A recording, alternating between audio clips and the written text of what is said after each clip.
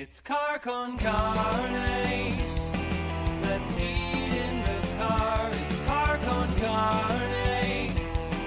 And now here's the star of our show, James Van Alstyne. This is like a TV commercial. You're looking at the cheese dripping.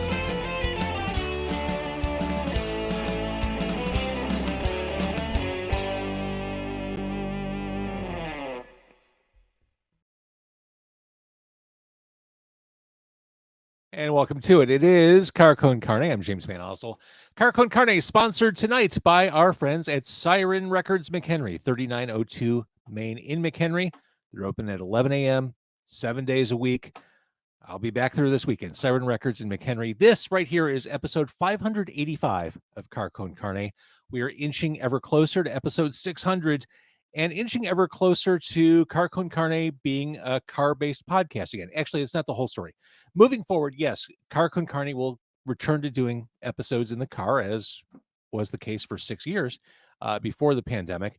But I'm also going to keep doing podcasts like this. Yes, I want to be able to go to local restaurants. I want to talk to local people of note, interesting passersby, and put them in my car and have jalapeno poppers with them.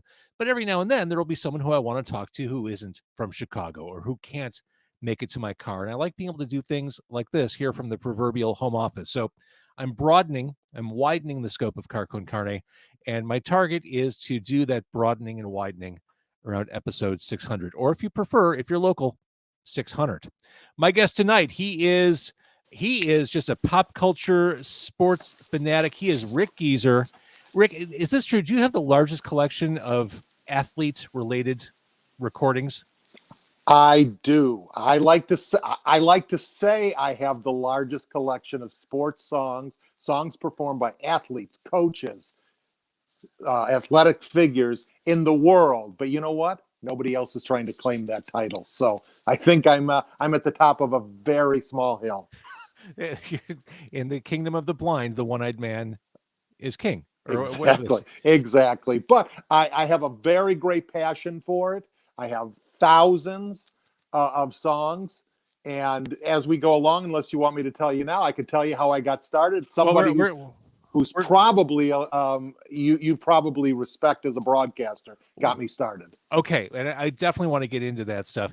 It seemed like you were a dream guest. It didn't seem like you are a dream guest for opening day. I mean, really, it doesn't get more appropriate than sports and music talk tonight. Or is it an April Fool's guest? I hate April Fools. I agree. I think April Fool's jokes are just dick moves. They're just mean. Yeah. But that's my opinion. So anyway, you are a celebrated broadcaster. You're a celebrated government official. You're a celebrated publicist. You have your hands in so many things. What got you down the road of collecting this very specific type of audio?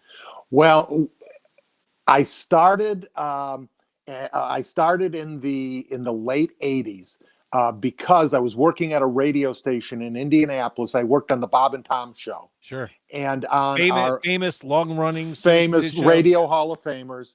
And they had an AM station, and I was hosting a show on that.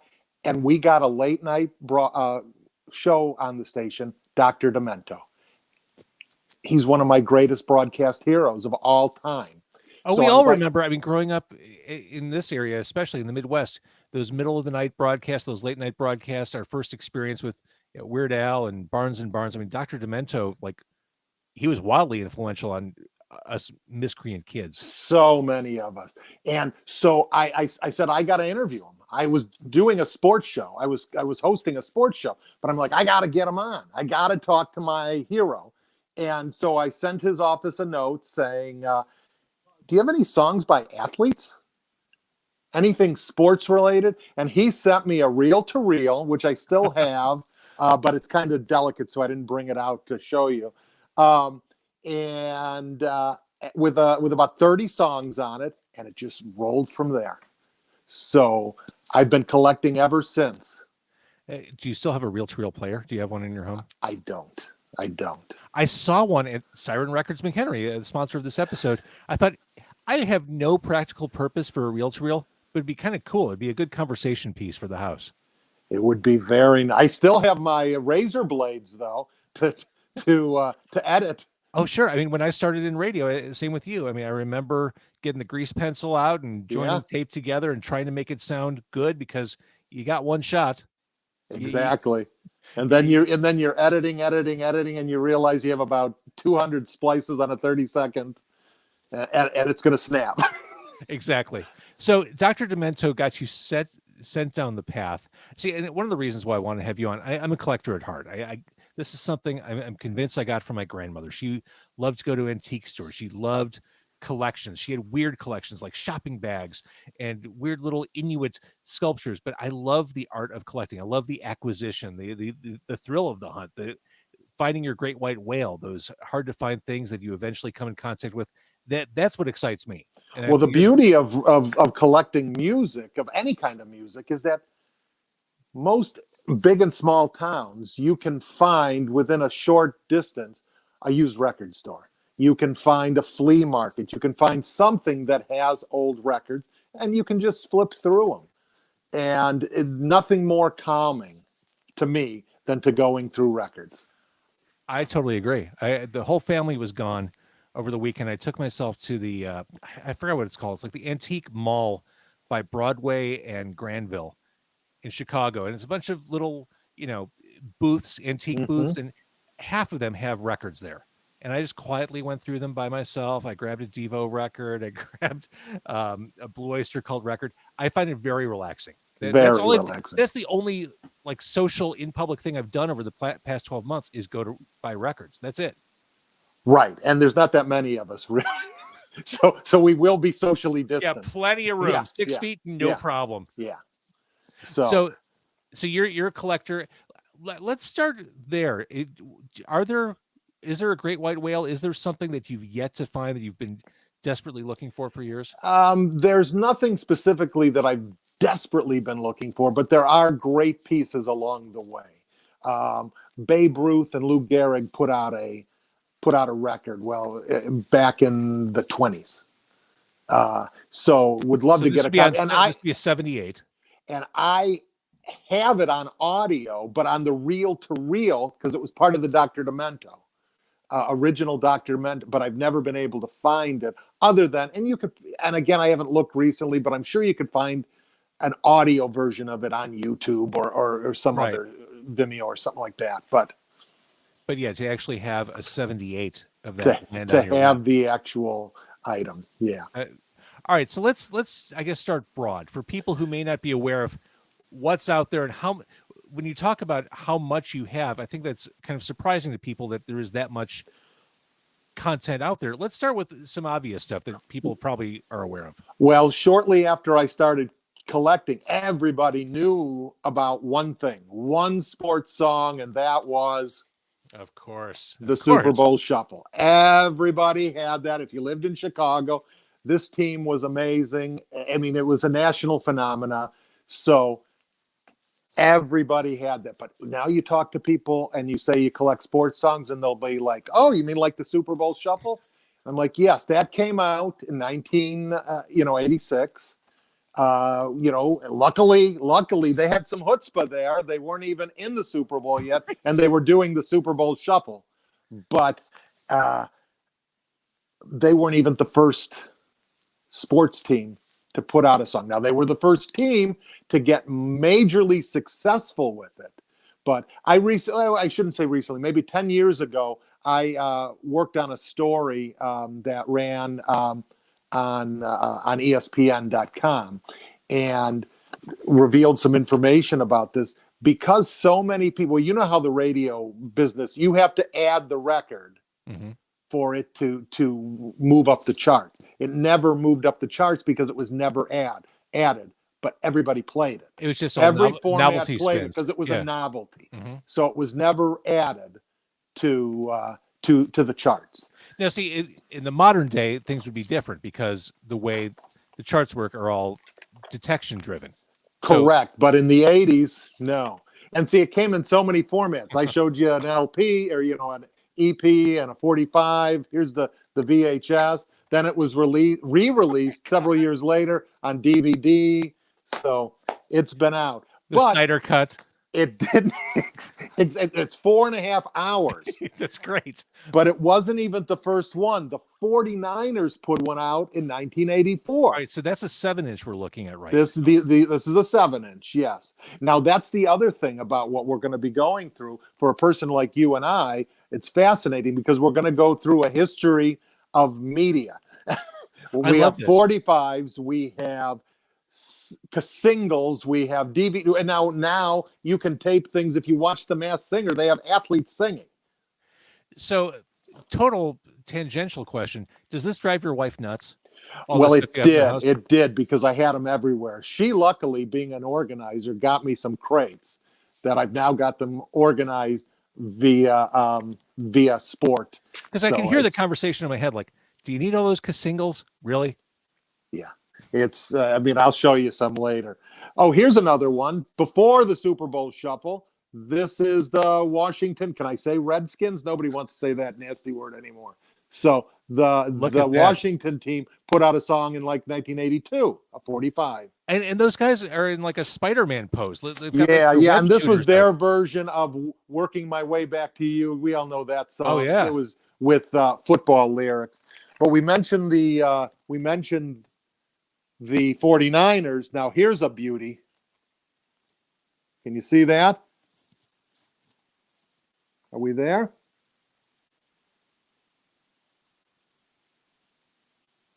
Okay, I can't hear you, James. Sorry, a little technical issue. All right, what were we looking at there? We were looking out. This is Freddie Solomon, who played for the 45. This is a 45 in the shape of a football. That's fantastic. So these are just some of the wonderful things you can find. Here's another one that was put out before the Super Bowl shuffle, 1981. The San Diego Chargers with future Hall of Famers Kellen Winslow and Fred Dean. They were the high fives. And let the record show, this is still in the shrink wrap. This is. It's been open, but it is in the shrink wrap. Yes. Of greater value to collectors. Yeah. Oh, there's some. Because a lot of them nobody really cared about. So I've got a few 45, especially one by a former Yankee baseball player, Rick Gieser. I have boxes of them. Someone found them in a warehouse, and I got them for very cheap. But 45s make me crazy. As a side note, I have a bunch of them, but they're frustrating. After 3 minutes, you got to get up and change it. Oh yeah, people, nowadays, all you hipsters out there. Okay, I know vinyl's cool, and I love vinyl. Love it. I love a CD because or you can put them in a changer that you can just put in things you like, and you can shuffle it. Let the record show, I am a man of an innumerable amount of bad decisions. Got rid of my original record collection years ago. Still have mine. That's what I should have done. So I'm gradually buying everything back. Got rid of all my CDs a couple years ago. And now, as I've been working from home for the past 12 plus months, I really wish I had all those CDs I gave away. There's something different about physical music. And I swear I never thought I'd be that guy, but just putting something on, being that deliberate, being kind of forced to listen to it from start to finish. It's a different mindset. Yeah, I agree. And some of the things, it's just so nice. Well, think about it when you were a kid and you open. I remember the first album I bought, which was Endless Summer, the Beach Boys. Nice. Classic. And so I remember opening it up because it was a double album, opening it up and seeing the artwork. And then one of my next albums was Wings at the Speed of Sound. Or not Wings at Speed, Wings Across America, excuse me. That the concert album, and which again, was it was a triple disc, wasn't it? It was a big one, and so you were able to open it, and there was artwork and lyrics, and it was just, and can you smell those? They smell. Exactly. So, but what I showed here, we were talking Super Bowl Shuffle. Those guys weren't the only Bears who recorded music in that era. Walter Payton and William the Refrigerator Perry put out Rapping Together. I feel like I remember this, but the same era. I remember that it existed. I don't remember what it sounds like. It's terrific. You can go to YouTube. There are videos of it on YouTube, so you can check it out. But also in that same era, Walter Payton put out a flexi disc Yes, he did. for Kentucky Fried Chicken. That was a thing. I mean, I remember when we were kids, Rick. I mean, I know we're only 25, but I remember like Burger King would do flexi disc promotions. Yeah. Like Or you could get compilations the of- Archies on the back of alphabets. Yeah, I mean, that was a real thing. You can actually get playable records from fast food chains like KFC Yeah. with that Payton disc. That's amazing. Yeah. Also in that era, Mike Ditka put out the Grabowski Shuffle. This is a video of it, done by the same team that did the Super Bowl Shuffle. The thing that's amazing, this is such a narrow field we're dealing with here, like 80s Bears, and you have all this content from just that one team from that one era. Then the members of the Bears and the Blackhawks put out a 45 called the Chicago Six. They were working. This was like a charity record for the CTA and various. You can see some of the stuff down there. Coors and the CTA. Yeah, it was Dave Duerson, Dan Hampton, Kurt Frazier, Troy Murray, Gary Nyland, and Walter Payton. And in fact, they even did a live concert that's on video at the UIC Pavilion in 1987. And it was basically they played in it and sang, but they also had a pro band. It was like, remember the guys from Big Twist and the Mellow? It was that band. Yeah. Who were great. They backed them up. Hold it up again. Okay. That looks like the Maine West debate team from 1986. Those don't look like professional athletes. Yeah, they are. I mean, you can see Peyton and Hampton and Duerson, and then the hockey players who tend to be a little smaller, but they all. Is there much hockey in your world of collectible? Oh gosh, is there? Why don't you give me a second? Let me go grab them. They're right over here. Hold on, since you mentioned hockey. I put him on the spot. Got 'em. Rick Gieser, owner of the biggest collection of athlete-created songs in the world. Okay, As I've got buds in, so I apologize. As Giorgio just said in the chat, the treasures this man has. Oh, Giorgio, love you, Giorgio. Hey, this is one of the greatest things you will ever find, and you can find this on YouTube. It's Guy Lafleur, Hall of Fame, Montreal Canadiens, and this is a hockey instructional video or album. An instructional Nice album. So it's all spoken word. All spoken word in French with a disco backbeat. This came out in 1979. It is absolutely fabulous. Wait, so there's a booklet in there, like an instruction to follow along with. Yeah, let's pull it out. It's Lafleur. Oh, this is magnificent. And it shows different things. And let's find some. Oh, here's one. This is scoring. So it's in French. See? This is when the collector in me gets really excited, seeing stuff like that. Well, we'll have to hang out and play records sometime. Absolutely right. And I have a feeling, Rick, this isn't the last time we're going to do this on this podcast. Well, and then another one that you, being the music fan that you are, this is basically a goon, Ken Baumgartner. Uh-huh. He put out this on Metal Blade Records. That's legit. It is legit. And there's members of Fate's Warning, Armored Saint. John Bush is on it. Get out of here. Yeah, they all play on here. John Bush of Armored Saint, later of Anthrax. That's hockey. Oh, here's a single by the Buffalo Sabres. Burning Down the Ice. Burning Down the Ice. Burning down. Of course, you know what it. And we're the Buffalo Soldiers to the Bob Marley song. You can't do that to a Marley song. You can't. Oh, this is something special. This was for juvenile diabetes. This was the New York Rangers, Phil Esposito, put out, and on the other side was the Los Angeles. This looks like a Bay City Rollers album cover. Dion and the Puck Tones did that. But what's really cool about this, who wrote both songs? Alan Thicke. Get out of here. Alan Thicke wrote the songs. He's Canadian, right? He's somewhat Canadian. And then the greatest song of all time, holiday song, is by a hockey player. Hall of Famer, goalie, Johnny Bauer, 1965, put out this terrific song, banjo mule on that side, but on this side, It's Honky the Christmas Goose. Oh, it came out on Capitol Records. Oh, no. And Johnny Bauer passed away a few years ago, but I was in correspondence with him, and I asked him all about what happened. And I guess a producer came into the locker room and asked every single person, and he was the last one, and he said, "All right, I'll do it." Can you hold that single up again? I find myself really appreciating the artwork and just layout of that era of graphic design, like that 50s, that very simple. Yeah, that's the Banjo Mule was the flip side, and then Honky. That's fantastic. And that's fantastic. And this actually in Canada reached like into the 20s on the charts. It was a successful song. Does it count in Canada?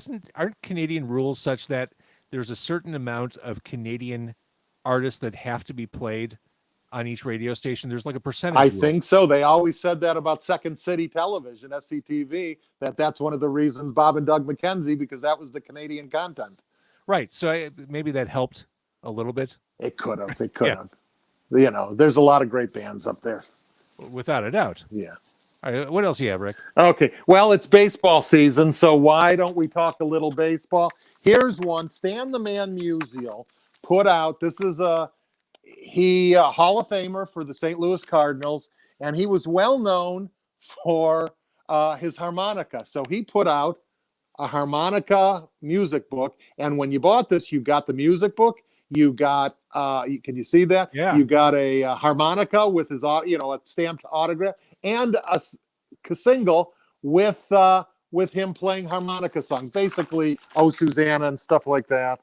Plus, there was a trading card in it as well. That's fantastic. So it's kind of like, it reminded me of like when a lot of us when we were kids, we had chord organs. So here's the book. But this is one of my favorite pieces right there. It's baseball related. And it's baseball related. Yeah. Another one with some local ties that I absolutely love. It's a single, or it's a single. It's Jimmy Pearsall. Do everyone remember him? Fear Strikes Out, the famous movie in the 50s. He battled mental illness. He was a broadcaster for the White Sox in the 70s with Harry Carey. Well, he put out this instructional cassette on baseball. But, all the kids in 1987 were loving that rap music. So he does the Pearsall rap, Thinking Baseball. So this is quite special. Oh, that sounds cringy. Quite special. Here's a couple things right here. These are just some 45s, but everybody wants to jump on a trend, whatever, in culture, in entertainment. And in 1974, Hank Aaron was going to break the Great Bambino's home run record. So a couple athletes put out records to commemorate it. Nelson Bryles, who was a pitcher for the Pittsburgh Pirates, he put out this song called "Hey Hank, Don't Hit It Off Me." Didn't want to do that. And at the same time, Bill Slaybeck, who was a pitcher for the Detroit Tigers, put out the song called "Move Over, Babe." Well, now, the first one you showed, that was on Capitol Records. That was back when record companies just were lighting money on fire. They could just throw money at anything. It didn't matter. Sure, we'll do the Hey Hank single. We'll press up 15,000 of those. We'll see how it does. That could never happen again. And Nelson Bryles went on to record several tracks for Capitol. Get out. So throughout the years, I'm going to reach for some more here. They're right over here. A lot of people have recorded through the years. Oh, the Big Blue Wrecking Crew. We are the champions. They had just won the World Series, and these guys even appeared singing "We Are the Champions" on Solid Gold. So wait, you got Rick Monday. Who else is in there? Rick Monday, Jerry Royce, Steve Yeager, and Jay Johnstone. Jay Johnstone, who just passed away recently. So, not to be undone, the Chicago Cubs in '69 put out a song. What's really cool about this one is, other than, if you can take a look, what's Billy Williams have in his hand? Oh, that's a beer. As he's recording a song. Is that bad? I don't know. Baseball players, of that era were kind of guarded in what they. Okay, it's fair. just kind of funny that there he is holding a beer, and that's the only picture they could get. Well, I just, my mindset, I'm not the sports guy that you are. I just think of like AJ Pierzynski, like pounding a 6-pack before, Well, before yeah. the 7th inning stretch. But what's cool about this came out on Chess Records. Chess Records. By the way, Chicago needs to do a better job taking credit for the tradition that chess has brought the city, for the history and the heritage. Well, you thought for a while, with the Blues Foundation and Willie Dixon, and then Willie Dixon's widow was, working to try to turn the old studio on South Michigan into an attraction, but it just never seemed to really take off. Which is too bad. I mean, because every time I go there, every time I try to get street parking when I go to C2E2, I pass by that building, and I have visions of, the Rolling Stones in the 60s. That was the first place they wanted to visit when they came to America. Like the people that passed in and out of there, whether it was Willie Dixon or Muddy or whoever, like just so much musical, cultural history in that building. I digress. Exactly. No, but it's very true. I mean, you go to Memphis, you go to Sun Studios. Right. And it's still, I mean, I remember seeing that for the first time when I went to Memphis, driving by. I'm like, holy shit, like almost got into an accident. I'm like, there it is. Like Elvis walked off the street into that building. And every time I go to Memphis, it's, even though I've been there a million times, you have to go and pay, or I have to go and pay my respects. Yeah. I mean, yes. All right. So sports. Here's some more baseball rec. Oh, look at this. It is Ernie Banks put out a record in 1981 called Teamwork. It's a disco song. Of course. It's about how, again, jumping on trends. Yeah. Another, this again in the 70s, this is Ron Say, the Penguin, who then went on to play for the Cubs and was on the 84 team. He was third baseman there. Nice. He put out there. And then he also, you may have remembered him in that great movie called Q. Q. It's about like a pterodactyl creature that's flying around Los Angeles, and he gets eaten. So by great movie, that's in quotes, right? That's italicized. Oh, yeah, of course. Okay. The Philadelphia Phillies in '76 put out this one called Philly Fever. Lovely.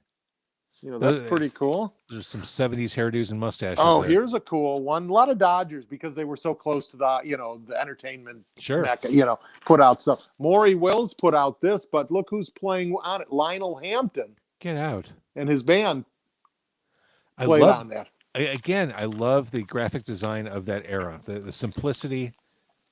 I love those old 45 covers. Don Drysdale, who also appeared in a Brady Bunch episode. He put out this record on Reprise Records. That was, Sinatra's label.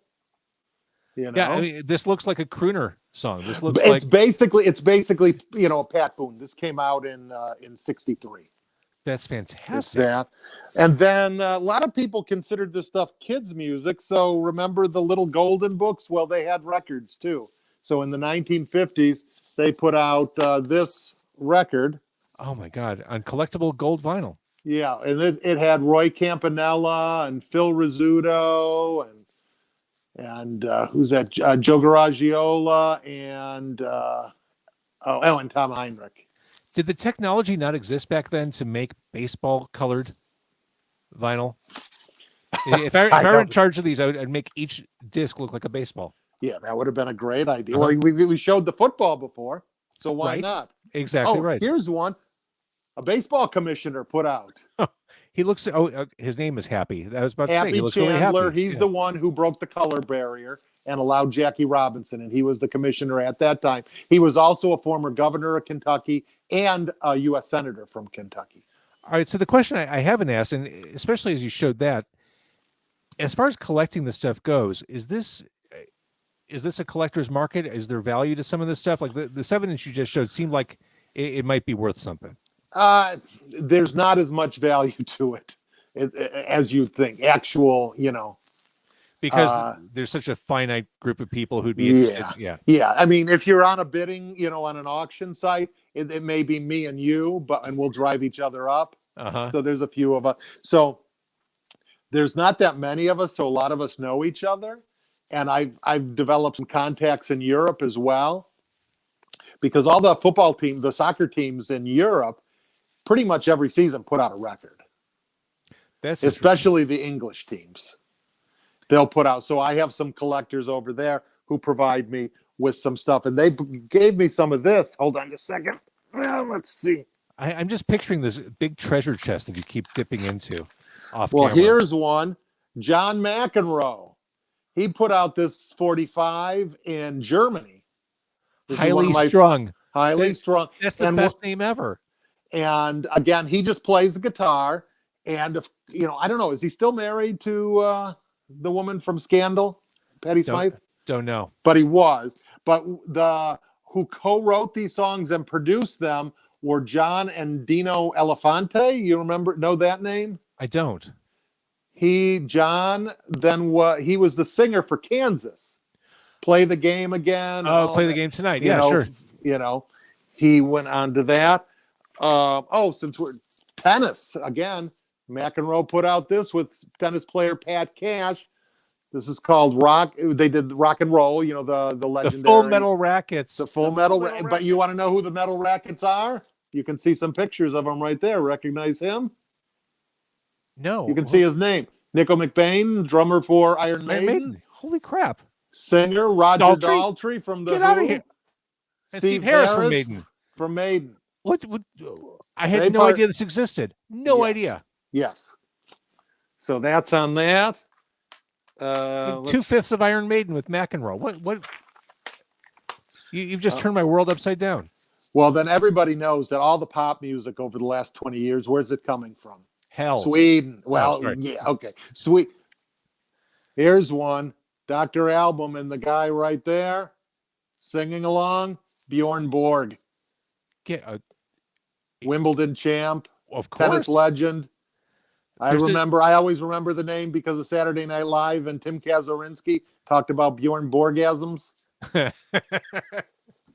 Oh my! There's a subcategory of tennis music. There is. Oh, and it's been going on. Yeah, Mats Wilander, he put out a record, kind of more like adult alternative type stuff. Is there a Sampras? Is there a? I haven't found a Sampras. No. Yannick Noah put out a lot. His son then played for the Bulls. That could be a Terrence Trent D'Arby cover. Terrence Trent D'Arby and the Seal. Yeah. Then let's see. Oh, back. Althea Gibson in the 50s put out this record. Isn't that beautiful? That actually is beautiful. Yeah. And it's on a major label of the era. Dot. That was one of those labels that had lots of gangland ties. That's so cool. I love that old stuff. And you get stuff from every sport. One of the main sports that people have done a lot of music from. Do we still have some time? Yeah, I was going to say, why don't we do a few more? And then I want to kind of hold back because I think we should do this again. Okay, well, why don't I do this one later then? I'll talk about boxing on another one and wrestling. I'll talk about tough guys. Oh, I'll talk about tough guys. We'll do the tough guy. Okay. The second you said wrestling, like that could be its own episode for sure. Yeah. Number of things, but I'll just go quickly. Is that there's been some compilations lately. This Big League Rocks, which is like a partnership with the Players Association. And Oh Say Can We Sing? This is a bunch of baseball players putting them out. And then luckily I was able to get the media kits for either as well. That is magnificent. So, which is cool. And then in the 90s, the NFL Football Players Association was involved, and they put out in 96 and 98, they put 2 CDs out each year. NFL Jams, which is more hip hop and R&B, and NFL Country, and they would team a player with a noted performer. Like one of the team ups is like Glenn Campbell with again, I'm not naming the right one, but Glenn Campbell with Brett Favre and stuff like that. That's amazing. Now, I know we're going to do this again. We're going to do the tough guy edition. Please tell me when we talk about wrestling that you have the original 7-inch of Bad Street USA by Michael Hayes. I don't. Oh, I don't. there's your white whale. There it Okay. is. There it is. Go get it. But I do have a lot of other. I'm trying to. Oh, I have them right down here. I do have some great Japanese pressings by the legendary Terry Funk, who's my favorite, God. and the Hulkster back before he became what we all know. So. Oh, okay. This is you're a broadcasting professional. You know how to tease. You know how to keep us hanging on for the next. Plus, the installment. Hulkster put out some records with legendary metal band Green Jello. I think I knew that. Yeah, that's amazing. Or Green All right. Jelly. Yeah. Rick Gieser, this is the fact that this is just the tip of the iceberg of the tip of what you're sitting on excites me. This is let's see, can we see? This is just some of the stuff that this is just some of the stuff I just pulled out just to have so I could read. Oh, I didn't even tell you about Evel Knievel, did I? No, you should tell. Come on, tell me about Evel Knievel. Come on. He jumped cars. It was amazing. Yeah. He was a motorcyclist, red, white, and blue jumpsut. He was cool. He had his own action figure. He yeah. And he put out an album, and it's and there's one track on it where he does a spoken word thing about life and why he does, set to some pastoral music. You can find that on YouTube. Rick Gieser, I love digging into your collection. You know, like I said, I am a collector at heart. I'm a music fan, and this is a lane I didn't know existed. Well, and there was a lot of it that you didn't know. I mean, you're a music savant. I mean, you know stuff about music. You know, I didn't even talk about, Jack McDowell and the stuff he did, which is, more in the alternative vein. Yeah. And, didn't talk about Scott Radinsky, who was in the hardcore band Pulley. That's right. Played for the White Sox. I do remember McDowell was cozying up to the bands of the era. Like it seemed at that time there was some bleed between rock star and baseball star. Like there was, he did a lot of stuff with Eddie Vedder. Yeah. And I remember for a while he was hanging out a lot with Mike Maceros, the bass player for the Smithereens. So that's awesome. All right, so we're going to do this again. Excellent. If you have the time, you're like one of the busiest dudes I know. Oh, I love to do this type of stuff. I love to share this. This is nerd central for me. This is I love this stuff. Cammy called me a nerd. In a good way. Wait a minute. She said we're both nerds. That's right. One of us, we accept you, one of us. Yes. All right, Rick Gieser, thank you for doing this. Stay on the line real quick.